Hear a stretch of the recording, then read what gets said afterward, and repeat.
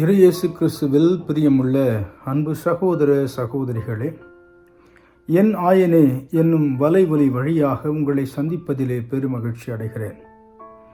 இந்த வார சிந்தனையாக பாவ சங்கீர்த்தனம் என்று சொல்லப்படுகிற ஒப்புரவு அருளடையாளத்தை பற்றி ஒரு சில சிந்தனைகளை உங்களோடு பகிர்ந்து கொள்ள நான் விரும்புகிறேன். ஒப்புரவு அருளடையாளம் என்பது ஆண்டவனின் இரக்கத்தை, ஆண்டவனின் அருளை அபரிவிதமாக பெற்றுக்கொள்ளக்கூடிய ஒரு அற்புதமான ஒரு இடம். எனவேதான் திருப்பாடல் 103:8 13 வசனங்கள் இப்படியாக சொல்லுகிறது: ஆண்டவர் இரக்கமும் அருளும் கொண்டவர், நீடிய பொறுமையும் பேரன்பும் உள்ளவர். அவர் நம் பாவங்களுக்கு ஏற்ப நம்மை நடத்துவது இல்லை, நம் குற்றங்களுக்கு ஏற்ப நம்மை தண்டிப்பதும் இல்லை. தந்தை தம் பிள்ளைகளின் மீது இரக்கம் காட்டுவது போல் ஆண்டவர் தமக்கு அஞ்சுவோர் மீது இறங்குகிறார் என்று திருப்பாடல் 103:8 13 வசனங்கள் சொல்லுகிறது. என் அன்புக்குரிய சகோதர சகோதரிகளே, ஆண்டவரின் இரக்கத்தை, ஆண்டவனின் அருளை அபரிவிதமாக வழங்கும் இந்த ஒப்புரவு அருளடையாளத்தை நான் பெற்று எத்தனை நாட்கள் ஆகிறது? ஒரு கிறிஸ்தவனாக நான் பாவ சங்கீர்த்தனம் செய்து எத்தனை மாதங்கள் ஆகிறது, எத்தனை ஆண்டுகள் ஆகிறது என்பதனை ஆண்டவரின் சன்னிதானத்திலே அமர்ந்து நாம் சிந்தித்து பார்ப்போம். புனித பியோ அழகாக சொல்லுவார், ஒப்புரவு அருளடையாளம் என்பது ஆன்மாவின் குளியல் என்று சொல்லுவார். ஒரு புதிய வீட்டை கட்டுகிறோம். அந்த புதிய வீட்டை தினம்தோறும் நாம் பெருக்கி சுத்தம் செய்கிறோம். வாரத்திற்கு ஒரு முறை அல்லது மாதத்திற்கு ஒரு முறை நாம் அதனை தண்ணீர் ஊற்றி கழுவி சுத்தம் செய்கிறோம்.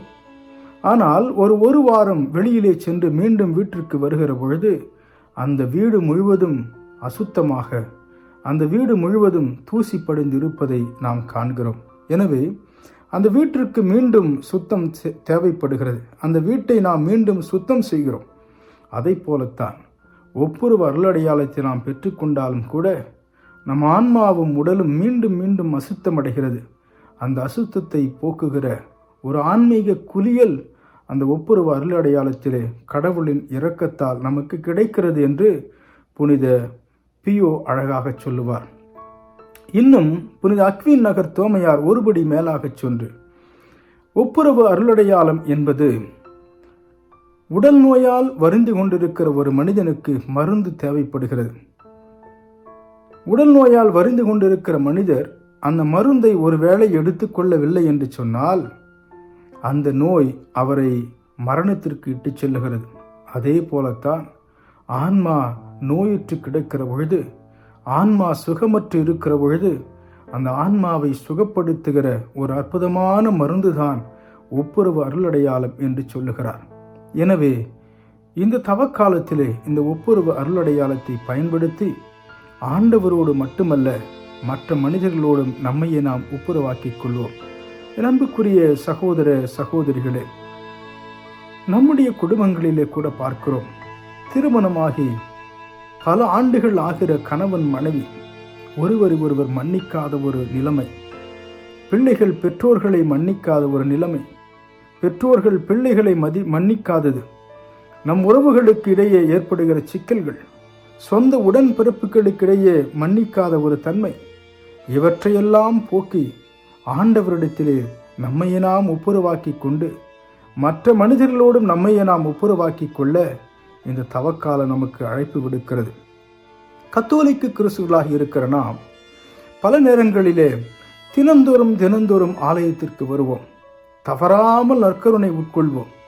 சிறப்பாக இந்த தவக்காலத்திலே ஜெபமாலை அணிந்து கொண்டு, தவ உடை அணிந்து கொண்டு பல்வேறு ஆலயங்களுக்கு திரு யாத்திரை சென்று வருவோம். பல்வேறு திருத்தலங்களுக்கு சென்று வருவோம். பல்வேறு விதமான உபவாசங்களை, பல்வேறு விதமான நோன்புகளை நாம் மேற்கொள்வோம். ஆனால் நம்மில் பலர் இந்த ஒப்புரவு அருளடையாளத்தை பெறுவதே இல்லை. இவர்களைத்தான் புனித பியோ த ரஸ்டட் கிறிஸ்டியன்ஸ் என்று சொல்லுகிறார்.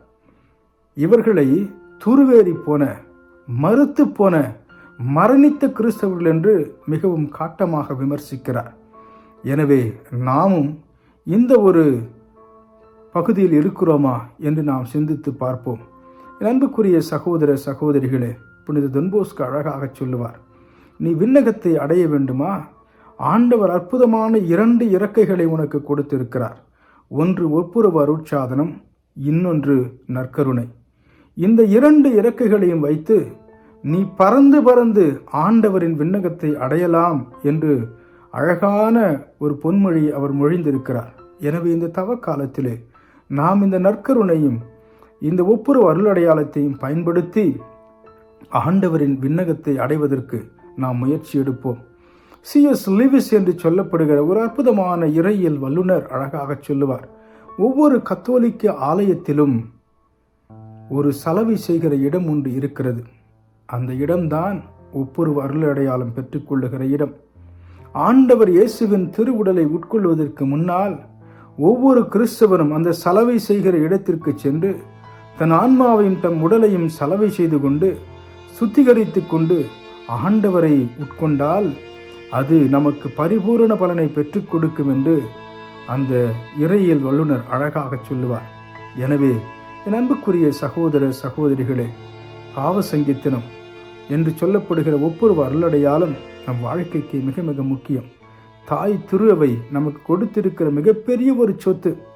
எனவே இந்த அற்புதமான ஒரு வாய்ப்பை பயன்படுத்தி இந்த ஒப்புரவு அருளடையாளத்தை பெற்று நம் ஆண்டவரோடு மட்டுமல்ல பிற மனிதர்களோடும் நம்முடன் வாழ்கிற சகோதர சகோதரிகளோடும் ஒற்றுமையாக நாம் வாழ்வோம். பல நேரங்களில் நாம் செபிக்கிற ஜெபங்கள் கேட்கப்படுவதில்லை. ஆலயத்திற்கு வந்தால் நமக்கு ஒரு மன நிம்மதி இருப்பதில்லை. ஏனென்றால் நாம் ஆண்டவரோடும் ஒப்புரவாவதில்லை. ஆண்டவரோடு ஒப்புரவானாலும் அந்த ஒப்புரவு மற்ற மனிதர்களோடும் இருப்பதில்லை. எனவே நாம் ஆண்டவரோடு ஒப்புரவாகுவோம். அந்த ஒப்புரவானதை நம்முடைய அன்றாட வாழ்க்கையிலே மற்றவர்களோடு ஒப்புரவாவதிலே காட்டுவோம். அப்படி நாம் காட்டுகிற பொழுது இறைவனின் இரக்கம், இறைவனின் அருள் நம் மீது அபரிவிதமாக இறங்கும். எனவே என் அன்புக்குரிய சகோதர சகோதரிகளே, இந்த தவக்காலத்திலே இந்த ஒப்புரவு அருளடையாளம் என்று சொல்லுகிற இறைவனின் கொடையை நாம் பின்பற்றி இறைவனோடும் பிற மனிதர்களோடும் நம்மையே நாம் ஒப்புரவாக்கிக் கொள்வோம். இந்த ஒப்புரவு அருளடையாளம் என்பது விண்ணிலிருந்து வழிந்து வருகிற ஒரு அற்புதமான ஒரு நீர் ஊற்று. அந்த நீரூற்றை நாம் தினம் தினம் பருகி ஆண்டவருக்குள் நாம் ஐக்கியமாவோம். ஆண்டவருக்குள் ஐக்கியமாவது மட்டுமல்ல, பிற மனிதர்களோடும் நம்மையே நாம் இணைத்துக் கொள்வோம். இறைவனின் அருள் நம்மை வந்தடையட்டும். இறைவனின் இரக்கம் நம் மீது நிறைவாக பொழியப்படட்டும். இறைவன் நம் அனைவரையும் நிறைவாக ஆசீர்வதிப்பாராக. மீண்டும் அடுத்த வாரம் சந்திப்போம். நன்றி.